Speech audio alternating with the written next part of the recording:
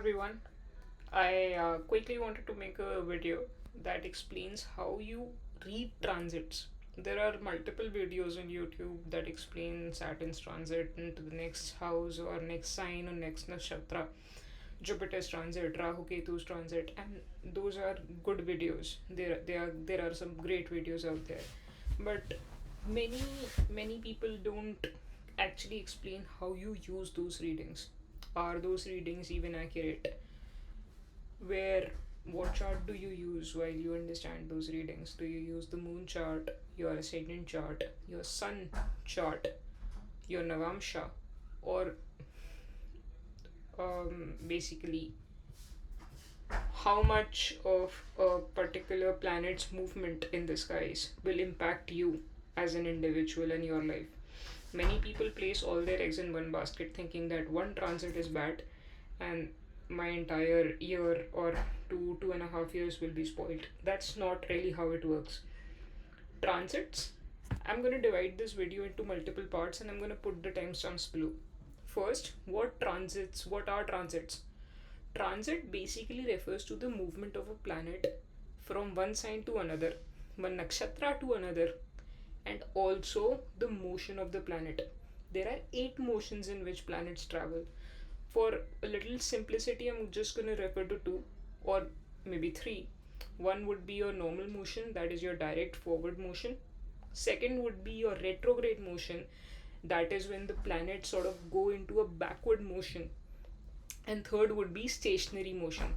This is between direct and retrograde. Any planet, when it turns from direct to retrograde or retrograde to direct, it's gonna stay stationary for a while.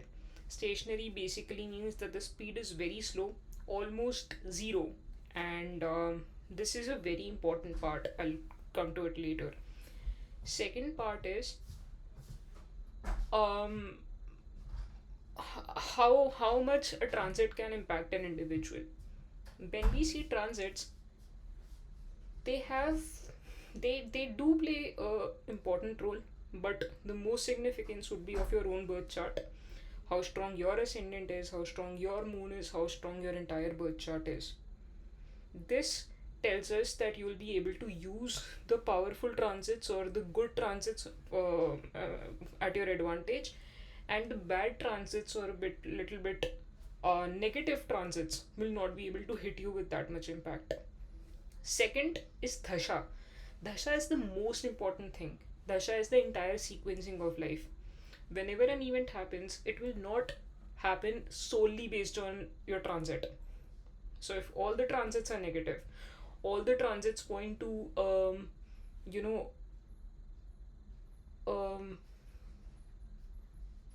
a harmful period or maybe a little bit disturbing period, but your dasha is very strong and your birth chart is very strong, chances are you'll get out and with no or minimal damage. Third is, how do you define transits? Is Saturn's transit more important than Sun's transit? Answer to this question is yes and no. When we see transits, Saturn's transits are the longest, right? Saturn transits one sign for 2.5 years. This includes his direct, stationary, and retrograde motion. Jupiter transits one sign for 1 year, approximately 1 year. Rahu Ketu transit one sign for 1.5 years, that is 18 months. And then we come to other planets: Mars, Venus, Mercury, Sun. These are your faster moving planets. Mars will can stay for a very long period in a sign, but that longer period would also be a max of what, 3 to 6 months. Usually Mars, that includes its retrograde motion. Mercury, Venus would be your faster moving planets. Sun's transits are fixed. Sun moves after 1 month into the next sign, and Moon is the fastest moving planet. Moon moves at the speed of 2.5 days per sign. Sun and Moon, for them, the transits will never vary in duration because they never go backward, they never go retrograde or stationary. They're always direct. They are the luminaries. They have to go into a direct motion. Otherwise, the world would cease to exist. So, when we see the transits of longer planets, longer as in the longer duration transit planets, they will have a more significant impact because the events they create will stay in your life for a longer period, for as much as the transit lasts for, at the very least. For your shortened term planets, they will also create an impact. It's not that their transit is not relevant, all transits are relevant. But in terms of the duration of that event, a longer term transit would naturally stay more. The effects would stay more because the planet will stay in that sign for a longer period of time, and hence they will hit you with more intensity, in a way you could say. When we talk about our shorter term planets, they will, and they do, create havoc or very good opportunities in your life depending on the transit, but that's for a shorter duration. So whatever comes, chances of you coming out of it are higher, or chances of you coming out of those situations quickly are higher, because the planet will move into the next sign quickly, or quicker than the other planets. When we talk about our longer term planets, when I say longer term, I'm usually referring to the duration or their transit time basically. For those planets, we also analyze nakshatra. A nakshatra level analysis will pinpoint the events. So when you say an event is supposed to happen in your life, when we get to the nakshatra level, it becomes more granular, and hence the prediction might be more accurate. Next, it's very important to discuss from what, like, how do you see a transit? Do you see it from your moon sign or your lagna sign, or is there a third aspect that we do talk about? Transits from your moon sign are very important because moon represents your karma. So transits, when you see from the moon sign, represents fructification of that karma. Then what is the significance of transit from your ascendant sign? See, both are important and relevant. As much as I've seen, a transit as to how it will impact you on an emotional level will be seen from your moon sign, and a transit as to how it will impact your physical life, your life as people see you, as you see it objectively, non emotionally, that's seen through the ascendant. I'll take a quick example. The example I was talking about is when Saturn, let's say, is transiting your 11th house from the ascendant. 11th house usually is the house of gains, and Saturn could and can, very well does, give a rise in status, a rise in income, along with, maybe expansion of your social circles. Maybe you suddenly get recognition at work, and all those things come under the realm of Saturn. Let's say this Saturn is, like I said, transiting 11th from the ascendant, but from the moon, this becomes your fourth house. Fourth house is the house of your home, is the house of mother, is the house of mother. It's the house of your internal peace. How satisfied and happy are you internally? When Saturn is transiting the fourth house, it could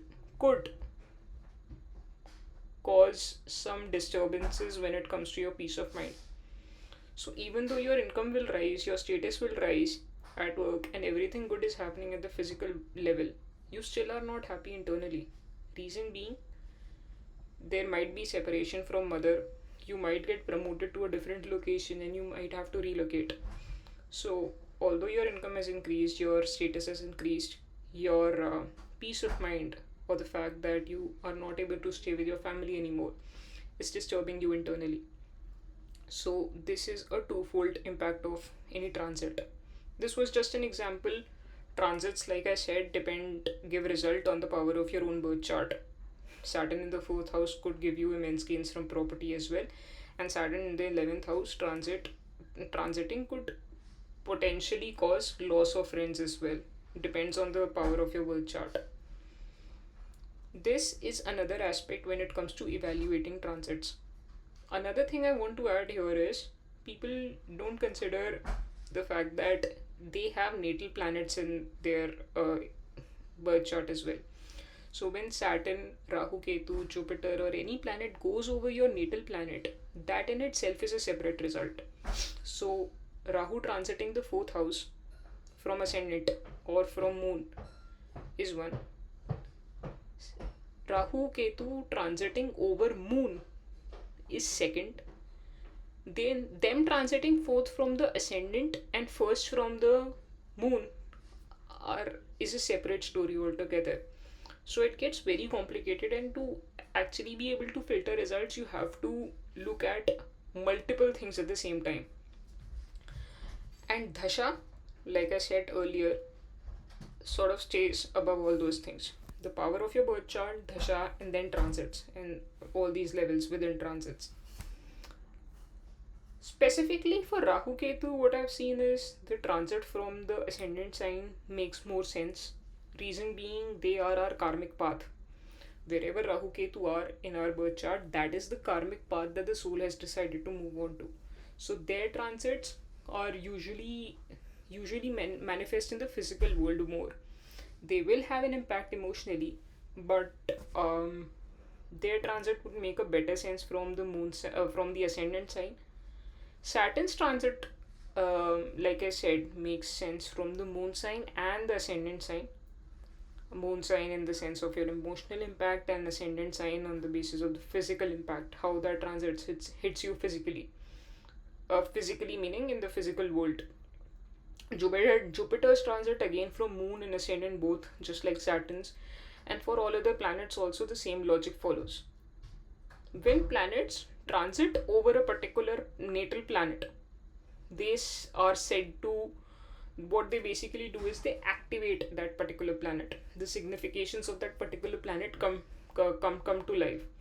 Now, depending on the dignity of that natal planet, these results could be very good. These results could be very bad. We also have to understand the relationship between the two planets. Sun and Saturn are inimical to each other. So Saturn transiting over natal Sun, chances are that you might have to witness some negative results as well. Some maybe loss of status, or some disrespectful event that comes to you. But if Sun is in a very strong dignity and Saturn transits over it, you're running a good dhasha. All the other factors are supportive. It could basically mean that you get a promotion at work, because Sun is ultimately your respect. You suddenly get a rise in your status. You suddenly get appointed at a. And remember, Saturn is public. Saturn wants justice and fairness for the public.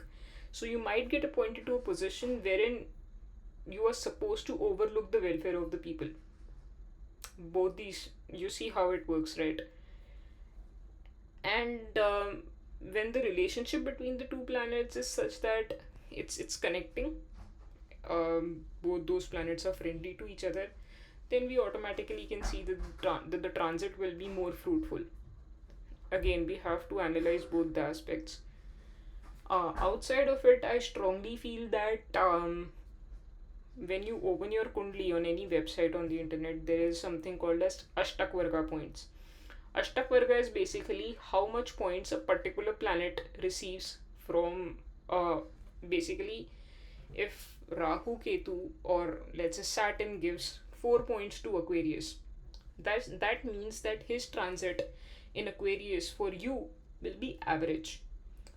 Above 4 is very nice, so 5, 6, 7, 8, 8 being the highest will be the best possible transit, and below 4 is a less than average result. We could probably anticipate some challenges coming your way before a fruit or a good thing comes to fruition. Another thing I strongly feel is that all these things, this chain of event is connected. So for any event to fructify, your birth chart, dasha, transit, everything culminates, and that's when you get the result, or you learn the lesson. And when you connect the trajectory of both those things for a period of time, you're gonna learn what these planets are trying to teach you. One is definitely that the planets want to sort of, you have a pending karma with regards to that house, that area, and you're gonna have to exhaust that. Another way to see this is as a journey of evolution, as a journey of lessons. When you start to look at it from that perspective, you're gonna realize there is a lot more to learn. And when that happens over a period of time, a strong character gets built. If you're able to analyze those lessons And if you are able to analyze them early on in your life, chances are you're going to save yourself a lot of heartache later in life. This is pretty much all I wanted to share using this video. The timestamps are below. I'll basically make a map of whatever I said so that it's in better continuance. And I'm gonna post a lot more videos with regards to specific transits now that I've finally made a video as to how we look at transits. We can now go to specific planets and understand how Saturn acts when he transits the first house. And yeah, that's pretty much it. Please do like, share, and subscribe my channel, and comment down any ideas or any specific topics you want me to cover in the coming videos, and I'll definitely try, if I can, to make a video on them. Lastly, I want to share the most important point, probably should have started with this, is that nothing is set in stone. So no individual, including me, predicting something, saying that this particular event is going to happen, is set in stone, is 100% accurate. There are a lot of factors. The entire objective behind this video is that there are so many factors that come into picture that taking someone's word for it and setting your expectations according to those words is like setting yourself up for failure. Use these videos as guidance. Use these videos as probably planning, but never use them as um, hard set predictions that a specific person has told you that okay, you are going to lose your job in this particular transit, so that's what's going to happen, and you just give up on your job completely and mentally you lose out on that balance. Please don't do that. That's not the way astrology should be used. Astrology is just a guiding science, and a lot of people, including myself, are learners in this journey. So even I don't know 100% of it. I don't feel any shame in admitting that. And if you were to believe someone's word, okay, that's someone has told you that this is something that's gonna happen, you might just end up creating those circumstances because you've accepted the fact that something bad is gonna happen to you. That is not how astrology should be used. Astrology is not meant to create fear in other people. It's meant to generate hope, and more than anything, it's meant to teach a person that these are the lessons that planets want to emphasize for your particular birth chart. So you better focus on these areas and become a better person. That's it. Thank you.